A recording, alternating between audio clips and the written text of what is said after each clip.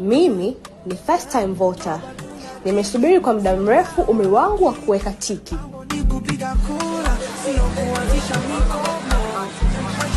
Sasa mitaji ni ya uhakika. Soko sio la kusuasua tena. Mazingira yetu ya biashara sasa yameboreshwa. Tumesikika na tumepewa nafasi.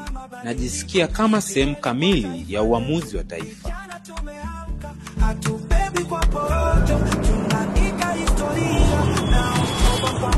Siku zote nimekuwa nikipeleka watu kwenye safari zao, lakini safari hii ya Oktoba ni yangu, ya kutamka bila hofu kuwa hata mimi nitatiki.